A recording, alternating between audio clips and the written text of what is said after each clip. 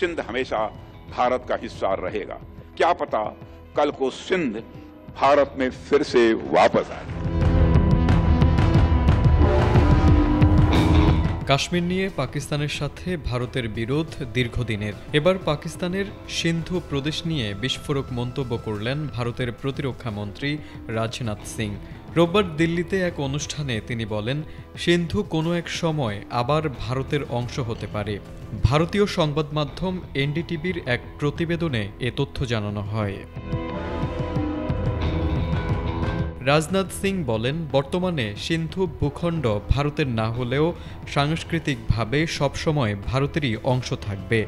আমাদের সিন্ধি জনগণ যেখানেই থাকুক না কেন, তারা আমাদেরই মানুষ, আমাদেরই অংশ। ভারতের উন্নয়নে তাদের ভূমিকা আছে এবং আশা করি ভবিষ্যতেও থাকবে। जिन्होंने सिंधु नदी को पवित्र माना है, हमेशा हमारे वो अपने रहेंगे।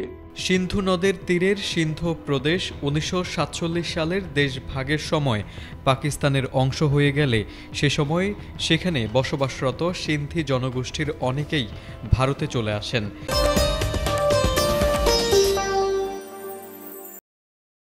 সে ঘটনার দিকে ইঙ্গিত করে প্রতিরক্ষামন্ত্রী বলেন, সিন্ধি হিন্দুরা, বিশেষ করে লালকৃষ্ণ আদভানির মতো নেতাদের প্রজন্ম ভারত থেকে সিন্ধুর বিচ্ছিন্ন হওয়া কখনোই মেনে নিতে পারেনি। এদিকে ভারতীয় প্রতিরক্ষা মন্ত্রীর এ মন্তব্যকে অসত্য, উস্কানিমূলক ও বিপজ্জনক আখ্যা দিয়েছে পাকিস্তান। দুই প্রতিবেশীর মধ্যে উত্তেজনা বাড়িয়ে দিতে এমন মন্তব্য পরিহার করতে ভারতীয় মন্ত্রীদের প্রতি আহ্বানও জানিয়েছে পাকিস্তান। তারেক আজিজ, এটিএন বাংলা।